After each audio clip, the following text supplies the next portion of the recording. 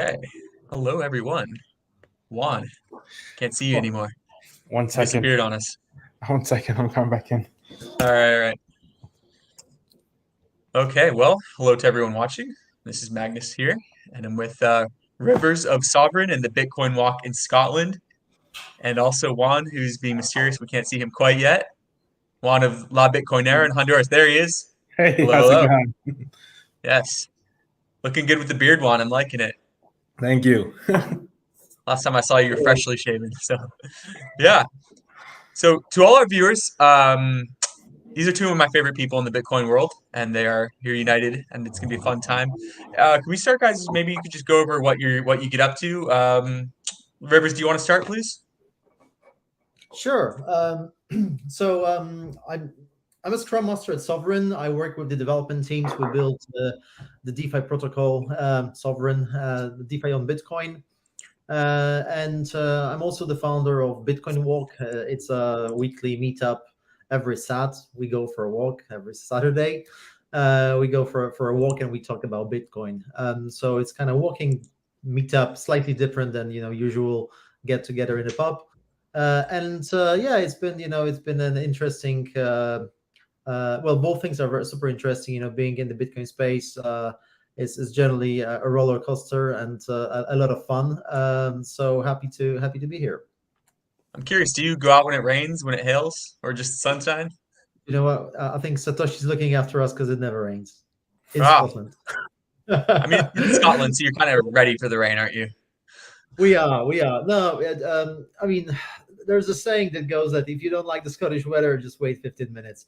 And it's kind of is true. The weather here changes a lot. So, but we were lucky that we never had like a full blown blizzard or anything. So our walks were normally nice and peaceful.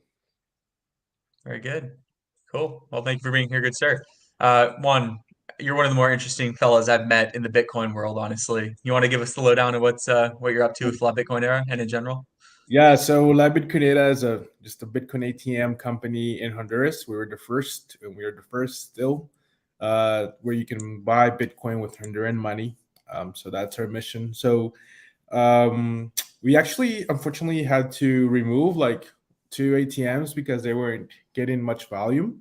But we realized that it's just mostly an education thing. So we are prioritizing educating people on how to create Bitcoin wallets, how to create Ethereum wallets, and how to interact with all this blockchain world, such as Sovereign too as well.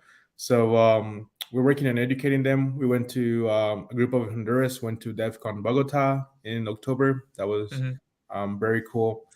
But yeah, we're just working. We still have it's 4 ATMs out in the wild, so there's still quite a lot for people to access. And you can buy and sell with these ATMs, is that correct? Yes, you can buy and sell. Although right now we don't have sell liquidity, so you can only buy right now. But we're working on getting some sell, and we don't want people to sell anyways, right? Right. Okay. But yeah, but you can do both. Yeah. Are you expanding to El Salvador? Is that correct? Last time I checked with you, you were heading Yeah. out there. So El Salvador I don't know if you saw their current law. They just passed this new law that provides a framework basically. But Hmm. in this, which is great and everything, but the new law adds some cost. I think we just did a ballpark estimate, and it takes about $9,000 to $10,000 to start a Bitcoin company now, because not because of like so previously how it was, you just made a legal entity which would cost around $1,500 to $2,000, Hmm. and then plus your seed capital. So let's say maybe 4K. But that's seed capital for your company for you to use, for your company. The legal entity formation is about 1,500 to 2,400. But now with this new law, they require you to register with the Comisión Nacional de Activos Digitales, and you have to pay a fee. And that fee is 15 minimum wages, or one-time fee. 15 minimum wages is about $5,375. And then you have to pay an annual 10 minimum wage fee for like registration. So you have an annual cost about $3,000 $4,000 to just like be on, to have the lights on. And Mm. so that's we were in the process. I don't think we will, at least in the near future. But we are in the process of expanding, God willing, to Peru. So we're setting things up in Peru. Peru. Yeah. Okay, interesting. Is there a quite a bit Bitcoin movement out there? Have you been out there recently? Yeah, there's a strong blockchain community, but ATMs, there were only about three. I think someone else just added like three more. So it's still very fertile land, and we just want to get in on the ground floor before everyone floods the market. Mm-hmm. Okay. And out of curiosity, so I mean, last time I heard you had interest perhaps in relocating out there. Are you still trying to do that to El Salvador, or are you more based in Yes. Honduras still? So I spent 2 months last year in El Salvador, Mm-hmm. in El Zonte and San Salvador. Yeah. So And Juan, mhm. Go ahead. I'm interested. Obviously, El Salvador is the first country, and we hear about Zonta and how they embrace Bitcoin. But at the same Yeah. time, I read some articles that the Bitcoin experiment is not going also That's well. all just hate. I would say it's just the media trying to paint Bitcoin in a negative situation. Because the fact of the matter is that it has been a net positive from entrepreneurs coming and setting up shop in El Salvador, which in the end is going to bring employment, to just normal citizens who want to like live in a Bitcoin legal tender country moving. So all of those factors, I think it's hard to quantify because you have entrepreneurs moving in, you have people who just want to live off Bitcoin moving in, and then you have other side services coming to service those Bitcoin companies. And so, in my case, I am a Central American, and so Nicaragua, El Salvador, Honduras, they all Costa Rica, they all used to be united back in the 1800s. So, I mean, I think it's really awesome that El Salvador is leading the way, and I think we have a lot to learn from them. But I think I'm gonna go in June or July and maybe hopefully spend 6 months over there. That's the plan. We'll see if it happens. Yeah, it's funny. Gotcha. I was going to ask you the same thing about whether innovation was happening because of this law. Do you see that it's spreading in places like Honduras, et cetera, in Central America? Will they follow El Salvador's lead? No clue. And at least for Honduras, they just have different priorities right now, which is a fortunate thing because we have the example of Salvador leading all the way. Not only that, but also in decreasing gang violence. So Yeah. gang violence has increased in Honduras. Unfortunately, some of the gangs, what I've heard is that they've moved over to Honduras. They flee to Honduras. So Mhm. those things are aspects that are quite delicate, and President Bukele is just managing them from what I can see well, because people are moving there, right? Then you have old Salvadorians who haven't been to the country in 30, 40 years coming back to visit because security has increased. Mhm. That's what I saw. I saw some stats around the crimes or gang crimes in El Salvador, and apparently, since Bitcoin was introduced as legal tender, those statistics are going down. Like there's less violence, there's more stability. Is that what you would say is true? Well, they also passed exception laws, which gives the government control to like seize your house, search your house without a warrant. I heard that too. Yeah. Oh yeah, so they've been going hand in hand, right? Um, that's why I think at the same time, I don't know if directly Bitcoin has helped decrease violence. Certainly has made it a lot harder, I think, to get money because, but I don't know. But it's just at the same time they started enacting those same policies. Yeah, I don't think they're too related. I was also based in El Salvador, coincidentally, actually, prior to the whole Bitcoin law, and um, his strong hand is definitely, I think, the primary Yeah. uh, impediment for gang Magnus, how violence, long were you essentially. there? About a year in total. I kind of bounced Yeah, around a little Central America, obviously, when we went right. in Honduras in Tegucigalpa. But yeah, no, it's definitely everybody, all accounts, El Salvador is safer now because of the clampdown on the gangs. So yeah, you can't really. I mean, there are people who view Bukele as a bit too much of an authoritarian, etc. But you can't deny the economic and safe, like the security effects he's had on the country for sure. So you know, pros and cons with everything for sure. So, Cool. What's your thoughts on Argentina and their presidential candidate who's a like open Bitcoiner? I forgot his name. But apparently he's like a very much open about that, saying that central banks are bad, and they've they've been living for decades of super high inflation, and he wants to change that. I mean, I think any country adopting Bitcoin as legal tender is great. But I was just recently in Argentina, and I can tell you that the price of things are definitely going up. Not even just for locals, but also for tourists, because what hostels have done is that they just jack up the prices because tourists can come with dollars, right? And they just adjust it to the tourist like dollar price, basically. So it's not like you can stay for like $10 in Argentina anymore. what's the inflation rate this year? It's gone up like 100%. I don't know. I didn't keep track of that, but I know it was like 315 pesos was $1 when I left. And like a few years ago, it was like 40 pesos. Right. So I guess with rivers, I mean, you're coming from a bit of a different world out in Scotland and, and Europe as well, because you're from Poland originally. From a European perspective, how's it going with adoption? Is it remotely in the same league as El Salvador? Is that all I've been hearing from Europe is basically lots of regulation, lots of banks trying to clamp down on Bitcoin and crypto. What's the story with you? What do you think? Yeah, I think like it's my sort of gut feeling tells me that you guys in South America have way more motivation to actually embrace Bitcoin and to do that, and that's a massive advantage. Whereas in Europe, in the old continent, the old Western world, I think a lot of people are very comfortable living their lives, having access to uh, mortgages, housing, and healthy food, clean water, and all that. And I think Bitcoin is kind of still, left behind. So I got this theory that continents such as South America, Latin America, and Africa will kind of leapfrog over, over the West. If there isn't much regulation or education really, because that's regulation will have to adjust. It's not going to be the other way around.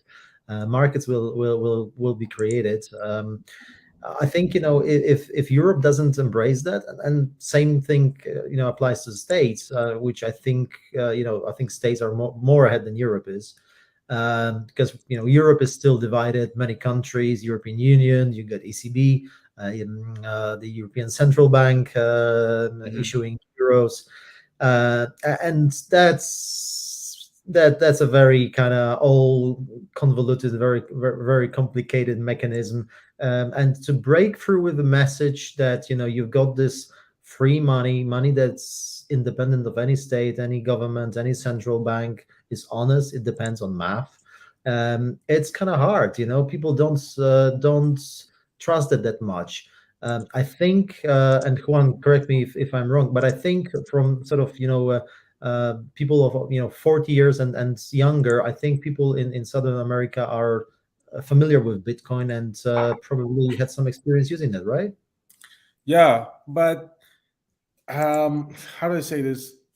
Some people do, but then again, I see some young people who just have no interest in learning about it. They have their lives filled with other things, maybe like work or whatever else it is. So that's where we have to come in and do like an intentional effort of trying to host events to educate people about like why this technology is so cool. Yeah, I think I read a book a few weeks ago titled "This Book Will Save You Time." And it's a book about generally our the concept of life, of the time we spend, that we have something like 600,000 hours in our life. 300,000 are we are asleep, and another 300,000 is something we've got left to do, and every hour that we spend, we should be keeping that productive. Yeah, So in the sense of this book, it goes to from explaining that you don't have that time is scarce. It's the only thing that you will run out of eventually. You can't stop it. You can't buy more of it. It's it goes from that to proof of work and to Bitcoin and the scarcity of Satoshi's invention. So in this sense, I really had some really deep conversations with some guys, for example, on the Bitcoin walk, where we discussed those things. And when you start embracing that, when you know that it's not gold, it's not something that you dig out of from earth and then refine and then put somewhere in Switzerland. It's just too abstract. This is something pure, something from the for the digital generation, that's like native, that's obvious. So many people that I talk to find Bitcoin as a solution, as as hope, as um, purpose in life, really. Like they start to embrace that and say, nobody can take that away from me. This is, I can stack sats, I can put them in my cold storage, in my wallet, and no government will debase it.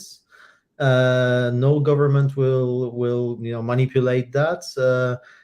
It's something that will effectively go up in value, because more and more people will start realizing that, okay, you need to get on the boat, and we're doing that already. So I think I think in this sense, the earlier this education comes, the need comes to start stacking sats. And I think this need is going to be faster visible in countries of Africa and of South America than in Europe. So I think these continents will overtake the adoption of crypto and Bitcoin. So I have a question for you, Rivers, in the terms of, when do you think that we are going to live in a hyper Bitcoinized world? That is, you're going to go out to the grocery store and an avocado is going to be 3 Satoshis. Like, where do you think that's going to happen? if ever. Well, I'm gonna quote dear friend Greg Foss, who's keeps on saying gradually then suddenly. And I think all you need is really one domino in the whole puzzle. I think it will be faster than many people expect.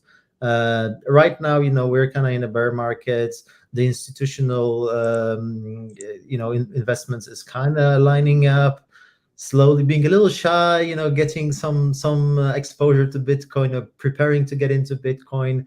But when they do, like, imagine what happens if Saudi Arabia makes a pivot and decides, okay, Mr. Putin, we're not going to trade oil in gold as you would like to, because we don't think it's the right thing. But we're not going to do it in dollar anymore. We're going to trade it in Bitcoin. You have one event, literally overnight. This decision could be pivotal to the whole situation, and that's just one of many cases of how hyper Bitcoinization could really take off. So any big country adopting Bitcoin, or other the additional country adopting Bitcoin, will be another jump towards hyper Bitcoinization. And then obviously, if right now we've got MicroStrategy stacking sats, and Michael Saylor just preaching and teaching the world about Bitcoin. And as Michael Saylor says, if MicroStrategy is not the biggest company in the world or in the United States, when Apple gets on the board, that's gonna make a change. When Google gets on the board, that's gonna make a change. So these companies are already working on that. They are well aware of that. They just need to, I think, find the right framework, right regulation to get on board. And obviously, these are the big corporations. So I don't think Bitcoin was created with such organizations in mind. I think it was more guys like you and me, and everyday people, just regular plebs. So I think one of those big companies or big events in macroeconomics will trigger an avalanche that will be unstoppable. And what I find fascinating is how slow, especially in Europe, how slow countries are in terms of embracing this kind of change. The bureaucracy is exponential. That anything like introducing any change in terms of technology, you know, educating the bureaucrats in European Parliament and and in other governments and central banks. It just feels weird. And I think that there'll be countries where things will collapse, literally collapse, because the um, the will to educate, to do everything step by step, will be kind of overtaken by reality, by the markets, where people will start downloading wallets, putting sats in, starting trading, buying things, moving value across the world. um, you know I'm in UK. HMRC is nowhere close to be ready to to be checking on my holdings. So in this sense, I think that's um, these countries where regulations are imposed and are super stringent, super kind of top down, and those societies have been following those rules very, very closely. Bitcoin kind of puts its own rules in place, market rules. So there's got to be this realization at some point that no matter how hard people try, if you're an immigrant and you want to take some value with you, and you have 12 or 24 words in your head, you can be naked, stripped down naked to to literally nothing on you, and nobody can take that away from you. um, so in this sense, I think Europe will be behind. Oh yeah, all the Wow. innovation coming out of these other countries, huh? In LADCs, as some people call them. This begs the question, Rivers and Juan, really. Rivers, some of the stuff we've been working at Sovereign, like Bitcoin-backed stablecoins, and as we both know, but as we all know, stablecoins are such an integral part of, in third world quote unquote countries, people, using things like Tether, etc. What role do you think stablecoins will play in this, in Bitcoinization, hyper Bitcoinization? Do they place a part? Do they play a part? Do you see? To what extent? Oh yeah, of course. I think so. Well, Bitcoin has a limited supply. Stablecoins don't.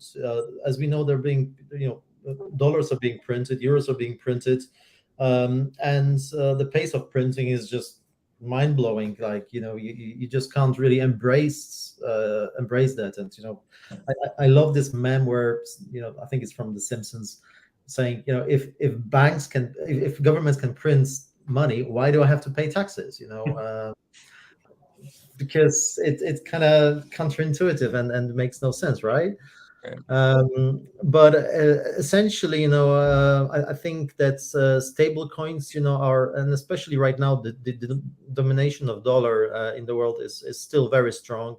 As Juan is saying, if you're going to anywhere in southern America, you need to depend on dollar. You need to use dollars. So I think they will thrive. They will be used for years to come. But we will see, some spectacular collapses in this space for sure. I'm not sure whether that's going to be BUSD or Tether or something else. Any stable coin that is centralized um, is prompt for corruption, because there are some people behind that who can pull strings, who can manipulate, who can leverage, who can do different stuff with that. And effectively, you need to you need to rely on something that is decentralized. So that's why the sovereign dollar, which we're going to be launching within coming weeks, I think is going to be a very important tool. How is that going to be backed? I'm a little bit out of the loop. Bitcoin baby. Hey. So basically, it's a decentralized Bitcoin back stable coin that's going to be working hand in hand with our protocol called Zero, which is smart contract based loans of stable coins with Bitcoin as your collateral. So again, a great tool that's very inclusive. It doesn't care which country you're from. It doesn't care how old you are, what race you are, what religion you are. That's the beauty of what we're doing, and what I love doing at Sovereign. That we're contributing to effectively to equality and to promote the privacy in this space, so that everybody can participate in a global economy. That's cool. That's very cool. I wish there was more, like more awareness. I was helping the other guys, the guys from one exchange that were co-organizing the Bitcoin conference here in Edinburgh, and we had we've done a tour around different venues, restaurants, cafes, and saying, hey, we're bringing in a lot of people who are Bitcoiners. They will be, they will go to the city. They would like to spend their Bitcoin. Could we put you on a map, to so that you accept Bitcoin? And initially, the whoever was, in position to make this decision was like quite enthusiastic. But eventually they said, like, well, actually, I'm too busy now. I don't care. And they didn't do that. So I think that this ignorance is going to be also kind of noticed in hyper Bitcoinization. Too little, too late. This will play out. Yeah, I have noticed that a little bit more stores here have started accepting Bitcoin on their own. Like there's a barber shop, like less than a mile away from my house that accepts Bitcoin. And I was like, how did you guys set this up? Because they had a Binance Pay logo. I was like, we just did it. It's like, okay. And Okay. so it's like, That's in Honduras, right? yeah, in Honduras. So I noticed little, coffee shops too just started to accept Bitcoin. And I'm like, okay. I've onboarded like an accessory store to accept Bitcoin, and then a hostel downtown to accept Bitcoin too. Nice. Amazing. Yeah. So, but I'm only one person. If I had like 10 people, I'd have somebody like working nonstop to get people onboarded.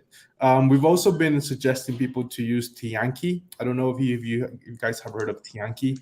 It's a Salvadorian-based application, but it's basically like a Shopify, but with Bitcoin integrated for the world via Lightning. So you set up your Lightning account, and then you just show people that you invoice them an amount, but it's very Shopify looking, like it's very professional. It generates them a QR code, and you just pay them for buying products online or from your physical store. But it just works very seamless because you pay them via Lightning. Yeah. Awesome. Yeah, and it's free up to like you can do $2,000 worth of volume, and it's free. And then if you go over 2,000, it's like 0.025%. So it's like nothing. Yeah. Okay. Fantastic. So people are doing this for online shopping, or retailers, like local retailers, doing it too? Online and retail. It works for both. Okay, gotcha. No. Okay. Rivers, I don't know. Can you guys show us like a quick demo of like Zero? Is there any way we can see like live? So I think we could show you the our legacy dApp, which is currently up and running, but I don't think it makes any sense. I think we should probably hold for another sprint, which is another 2 weeks, where we'll be closing and trying and launching we're targeting the 3rd of February for the launch of dApp 2.0. And that's going to be a way better interface on brands with the sovereign. So I don't mind doing the demo again, but I'll appreciate if we could do it in 2 weeks time. Awesome. Yeah. Effectively, it's the most it's the simplest DeFi protocol you can think of. You've got interface where you connect with your wallet. We're on RSK, so you deposit your rootstock version of Bitcoin into the smart contract, and you decide how much collateral ratio you would like to set, and you take the stablecoins loan against that Bitcoin. Can MetaMask use RSK, right, or no? Yes. Yep. Is there another wallet that you guys recommend? So Zero integrates with pretty much all web wallets. All popular web wallets. We're integrated with Tether. We're integrated with Ledger, and of course, MetaMask, Defiance, and Liquidity. So there is a lot of choices to use to connect to the dApp. What about SecuX? Have you heard of SecuX hardware wallet? SecuX? Yeah, No. SecuX. They're based out of Taiwan. They were at the Bitcoin conference in Miami in 2021, but they're just another hardware wallet that I've known of. All right, drop us a name. I'll check it out. Yeah.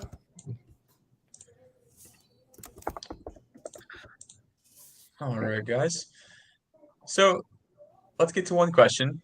I had a question come up in Telegram actually. Someone asked me, what do you predict will be the next country to adopt Bitcoin or crypto in general? What are you thinking? Honduras? Oh, I wish. I wish. I don't think it's gonna be us, unfortunately. Maybe. Yeah. Any bets on Argentina maybe? I was gonna make a wild, but I mean, this would be big because it's a big country. But yeah, I like in the World Cup, I support Argentina. Argentina. I think Panama has some inclination towards making Bitcoin legal tender. I know they tried to pass a law, but it got struck down by the president, I think. Yeah. Yeah, I heard that when I was down there for that conference. That we didn't connect that. Yeah, no, that was stymied by him, wasn't it? But that would be a natural one, wouldn't it? But it wouldn't be just Bitcoin. It was like what, 8 cryptocurrencies, I Yeah, I believe? think they had included like Ethereum and TRX, I think, in there too.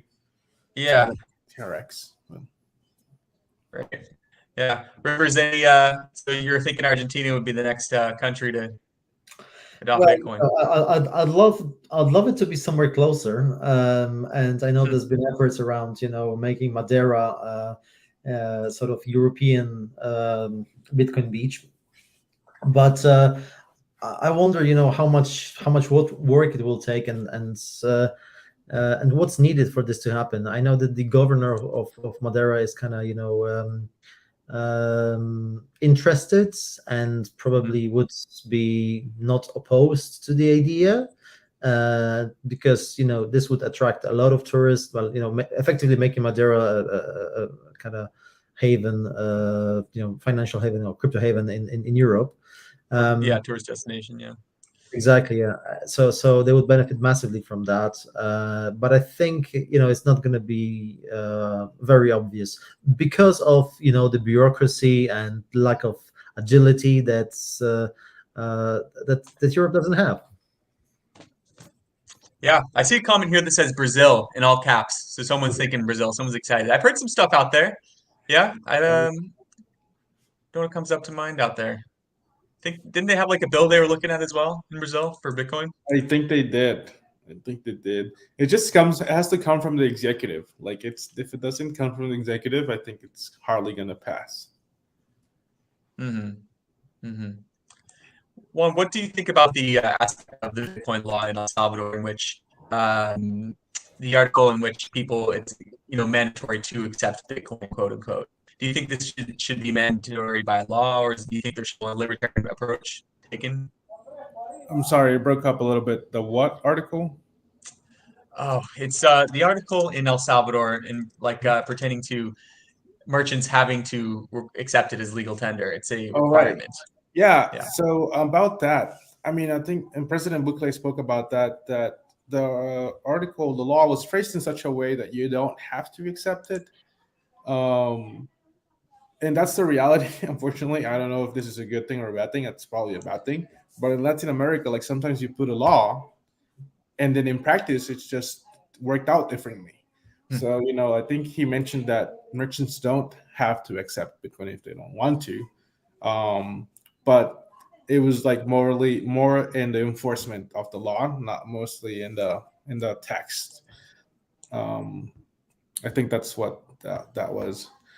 But I mean, I was looking at something, and nobody's asking. Like in Argentina, merchants apparently, I don't know if this is true or not, somebody can correct me from the audience from Argentina, but they had signs saying this place has to accept your debit or credit card, your debit card. So like it was imposed, and I was like, I don't see anybody complaining about the merchants having to accept debit cards by force. Paying commissions. Yeah. We don't see anybody raising the argument that you have to accept dollars by force. Like, what if I don't want to accept dollars? But in Argentina, I was surprised to see that this place has to take your debit or your debit card, and I was like, this is being imposed on people, and nobody's like talking about it. So I'm bringing it up. Like, why do they have to accept debit cards. Mhm.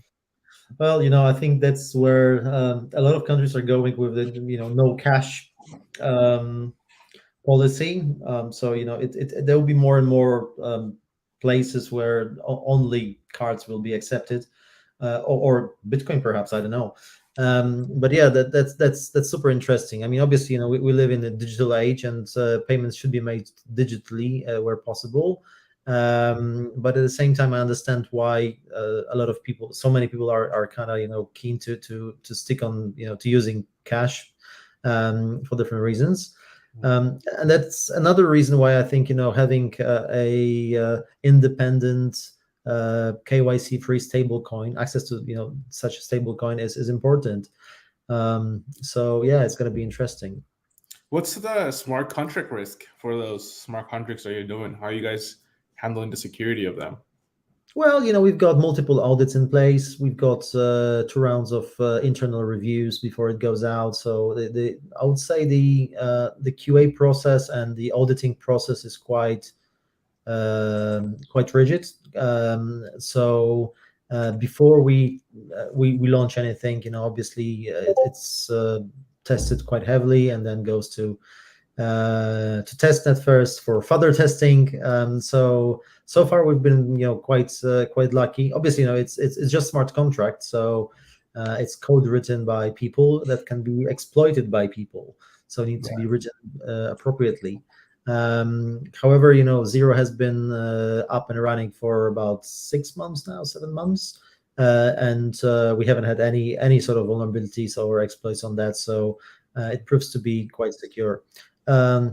Yeah, we're keeping an eye on security. It's our priority.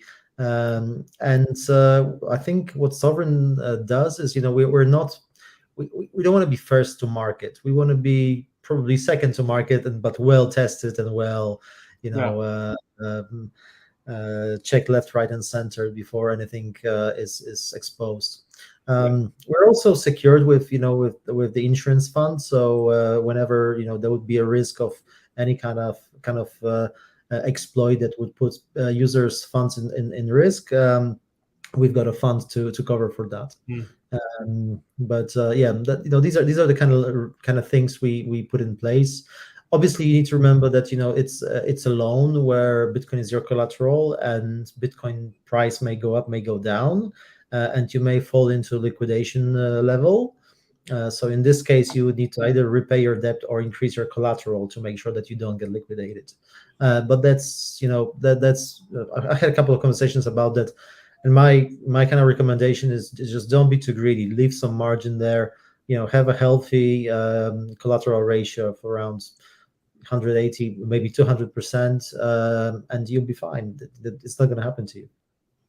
Rivers, you were presenting this to people in Australia, the Australian Bitcoin community in Sydney last week, was it? What were some of the reactions you were getting out there? I think it was a typical classic Bitcoin meetup that one of the sovereigns joined and presented Sovereign to, which was great. Thomas, yeah, Thomas, yes. And as in every exactly, yeah. As in every Bitcoin meetup, you get a variety of people. I had one guy in that meetup who was just saying, "Don't trust, verify, not your keys, not your coins," and that's pretty much it. So his idea of Bitcoin was just buy and hold and buy and hold and nothing else. Never sell. So with this approach, he's gonna die a rich man, but it's probably not the point. be poor in the meantime. Exactly. So we had a conversation, and I think that there were some good questions from the crowd. People were challenging, like, how does it work? Obviously, we still live in the we still remember the likes of Celsius and BlockFi and other centralized entities that did some yields on Bitcoin, or offered some loans over there, and people lost their money. So people are being careful, rightfully. But there's also this education that, okay, if you do it privately, if you do it if you hold your keys to your wallet and you're interacting with a protocol that has been audited, that is secure, the risks are next to nothing. So getting the word out is important.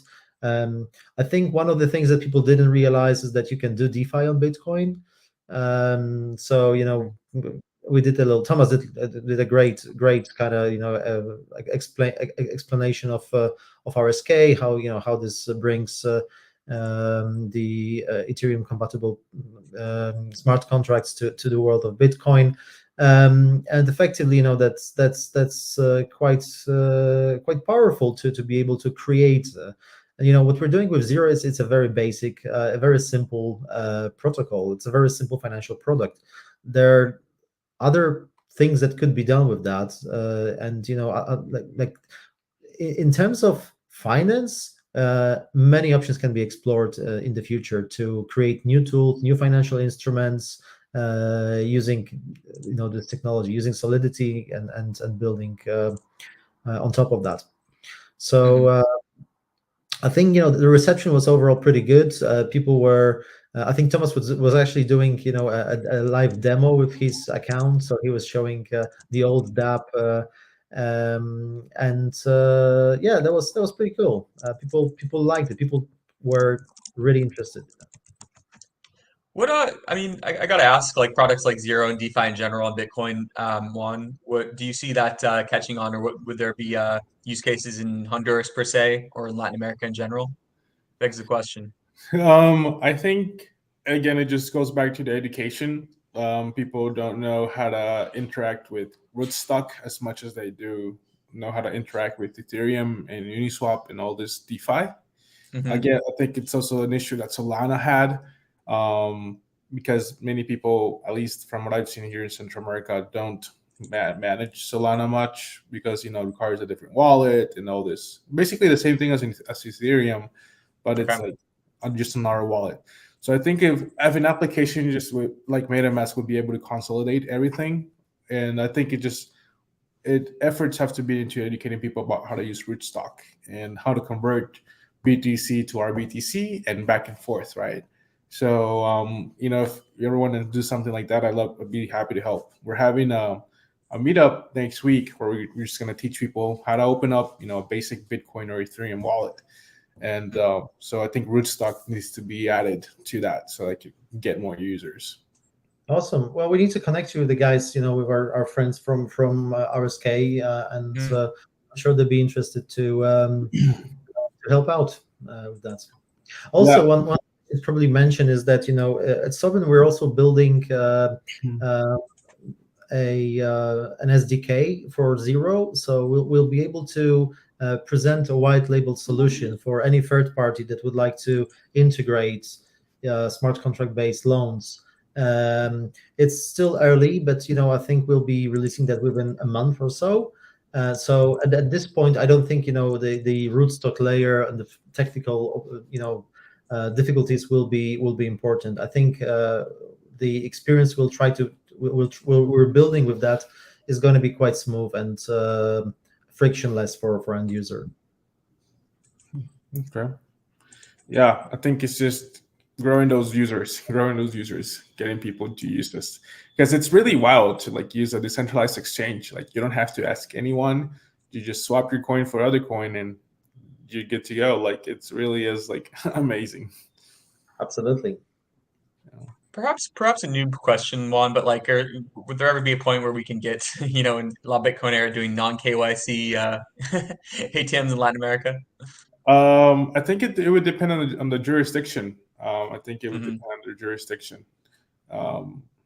Here's just because it's a delicate topic in Honduras with all of our history. I don't know if you know where our former president is right now. I won't bring that up, but Extradited, right? yeah, I think he might be in the same place where SBF is right now. I don't know. Oh, okay. So, Right. but I think it just depends on the jurisdictions. Because ideally, I would, don't get me wrong, I would like to have non-KYC ATMs for sure. But it's just what risks do you expose to yourself as a founder, right? Because I don't think any founder wants to go to jail. So Yeah, I think it's mostly having to find a balance between jurisdiction, regulation, and whether or not you can do that. Because I don't think there's many roads. Like I know Europe got even more intense with the KYC. Like, and that's because of that. Many ATMs have actually shut down and are moving to Panama now. So I've heard of like many ATMs just coming over to the Americas. So I think it just depends on the jurisdiction, and I've heard of like some limits too. Like maybe just do like non KYZ for $1,000 worth of Bitcoin, maybe. Mm. That's what I've heard. Um, I know some places like well, no, Salvador, they only let you do $1,000 worth of buy or sell, I think, a day in the volume. Because On in the El cheapo Salvador, ATMs. yeah, the Chivo ATMs. Yeah. I guess in El Salvador you could kind of get non KYC Bitcoin, or it depends, because well, you have to use a phone number, and in Latin America, phone numbers are attached. In Honduras and El Salvador, are attached to your ID. So if you have a Yeah. phone number, technically they have your ID. But yeah, I don't know if you could use an international phone number. I don't know, but yeah, we definitely need more like legal ways to get non KYC coins, which I guess one of them would be peer to peer, but then the person knows who you are. Hmm. Well, yeah. I mean, are you able to use Chivo as a non-Salvadoran Yeah, citizen? you can use the ATMs, not the app. Not the app. Okay. Yeah, you Gotcha. just put your phone number in the ATM and they send you a confirmation code. So I guess if you have Okay. like a US phone number that doesn't have your ID attached to it, you could get non KYC Bitcoin. Hmm. Yeah. Yeah. Yeah. Gotcha. Oh, yeah. It just reminds me I've sent like Bitcoin to like friends and family member in El Salvador, and they're able to quite easily with the Chivo ATMs, Yeah, put no, that it's into cash. amazing. It's Yeah. amazing. Nothing like it. I come over outside El Salvador and I realize, oh, everyone else is behind El Salvador, can't do the same thing, Way to you go, know? El Salvador. Let's Yeah. go. Yep. Yeah. It's bringing you over. Rivers, would you ever go somewhere that's Bitcoin friendly? Would you migrate to Madeira or El Salvador? Is that a possibility? I was having this conversation, and it's I've got two small kids, and right now my life is just about getting the best for them, and it's ridiculous because technically, I'm working remotely. I could be anywhere, so Mm. I could go, for a couple of months to Madeira, a couple of months in El Salvador. But the kids need to go to school, and Right. I'm not quite there yet to provide them with the homeschooling. So at this point, we're going to stick to Scotland, but definitely looking at probably Madeira because it's closer, and also it's within Schengen. So I've got a European passport, so for me it would be super easy to get Hmm. settled over there.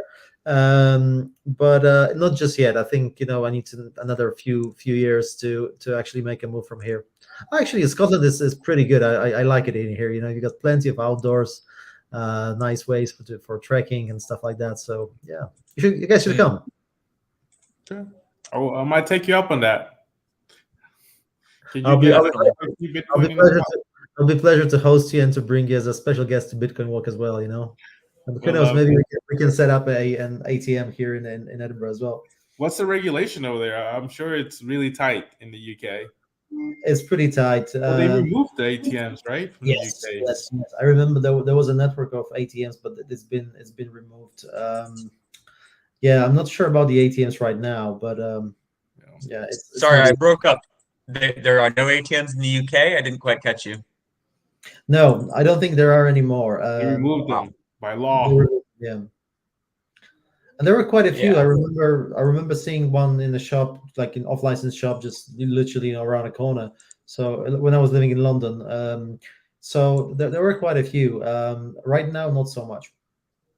Eesh. Yeah. Okay, maybe not the best Bitcoin era destination then, Juan, but there is the Edinburgh conference. When is that, Rivers? We had quite a presence there last time. So yeah, so it was Bitcoin Collective. That's the guys who are originally from Scotland, and they did the first Bitcoin UK conference here in Edinburgh. Hmm. And they're going to be doing the second edition to Bitcoin UK 2023 in London. So going bigger, really nice chaps, and it's been a fantastic event here in Edinburgh. for me, it's a local event, so we actually had a chance to get a lot of really cool speakers, great guys to come with us after the conference for a Bitcoin walk, and that was really, really cool, really nice. Gotcha. Okay, well, maybe London then. What time of year is it? That conference? Sorry, you're breaking up, Magnus. I don't know if it's me. It is Magnus, yeah. Oh, sorry about that. Bro, Yeah, what time of year is this conference? It's in London, right? yes, I think we need to check that. It's Bitcoin Collective Co. UK website. I'm not sure if the date has been announced yet. I need to double check that. Okay, gotcha. Cool. But I All should. right, so any of our should viewers, we're getting closer to the hour mark here. Any viewers, just feel free to ask some questions if you want to. We're on LinkedIn, Twitter, and YouTube, so just comment if you have anything. In the meantime, let me just check. I had a couple pre-submitted ones. Let's see. About one, it was about how you are moving actually to El Salvador, right? So it was about the growth in El Salvador, the economy there. We kind of touched about it earlier, but could you just recap that for those who missed it? Yeah, the economy. So it's bringing a lot of employment to El Salvador because a lot of Bitcoin. There's been 89 Bitcoin companies registered.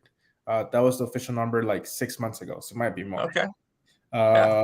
So you have a lot of employment. There's no capital gains in Bitcoin in El Salvador, so you don't have to worry about cashing out and doing all paperwork. It's affordable to right now, although prices are going up. And it's really easy to migrate. I think I've seen many foreigners and couples and families migrate, and the cost, I think it's only about $1,000. And then Wow. just if you need a lawyer, let me know. I can connect you. Yeah. But it's easy, and then you have to live in El Salvador for 6 months or something like that. But what else? Yeah, it's if you have a remote job, it's definitely a perfect destination because in El Sonte and nearby you have surf, you have waves where you can surf. Honduras has diving in the Bay Islands, but we don't have surf. But you can have surf, Caribbean. and then in the city in San Salvador, it's a capital. So like almost any capital, at least in Central America, you have international schools where you can send your kids for bilingual learning, and it's like accredited and all of that because they go to the best colleges wherever they can, wherever. So you have good education. You have groceries, like you have grocery stores. Like I mean, El Salvador and Honduras are very close to the U.S., so you can ship things back and forth between both countries relatively easy as well. What is, one out of curiosity, what is this visa? Is it like the Bitcoin visa, or what type of No, thing are it's people just doing like a nowadays? normal residency process, like without the Bitcoin. You just have to prove, you have to give them like what's your net worth, kind of like I had to submit what my holdings were. So I was like just listing all the coins that in the portfolio, right? Because they have to you have to assure them that you have money basically to migrate. But then that's it. So I have to go back. Actually, I'm going at the end of the month to get my criminal records from them, which I don't have any.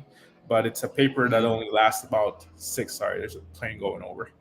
It's about 6 months. So it's just a paper that the police of El Salvador gives you. This person hasn't made any crimes, and then another paper from like the judge saying that you don't like own any or have made like any civil infractions.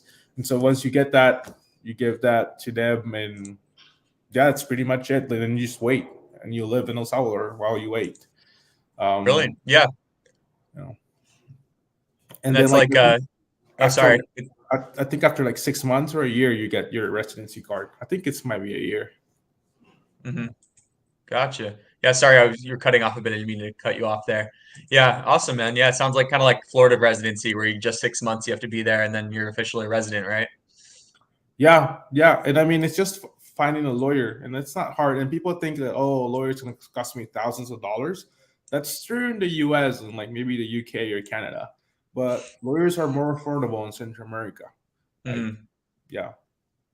Yeah, I noticed that just in general. Just when I lived in El Salvador, for instance, you just go to the hospital when you need to, and it's a lot cheaper. Oh yeah, To see a doctor for sure. hospitals is super accessible. Like a lot of people come here for medical tourism because it's just cheaper to do things here, and it's still good quality. Like because you have like when you think about we're being off topic a little bit, but when you have we're talking about incentives. So like people here, like a dentist wants to become a good dentist. Like I don't think many dentists want to become like bad dentist, and so they get training, they get they go to college, and they try to use the best quality stuff that they can use, and they're pretty good. So Definitely. Awesome. All right, Sounds guys. So I'm gonna we're at the hour mark. I'll close it out. I'm gonna comment right here, both of your Instagrams, or sorry, not Instagrams, your Twitters. Put them up here. I think I'm having a connection problem. Can you hear me? we can hear you okay. Hmm.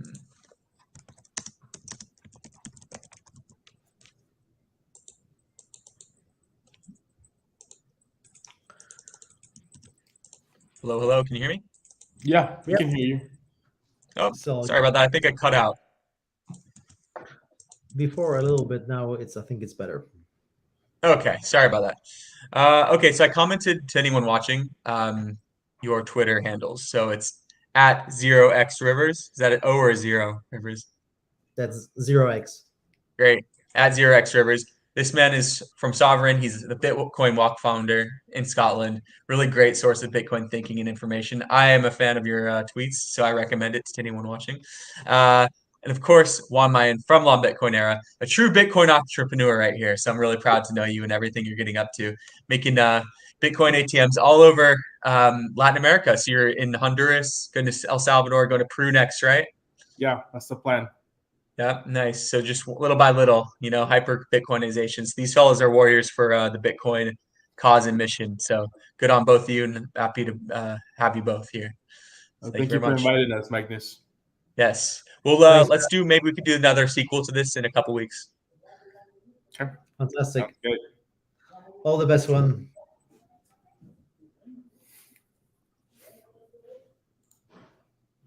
I think Magnus is frozen again. Yeah, I think you froze. Alrighty, buddy. I think we gotta wrap up anyway. All the best. Stay sovereign. Take care.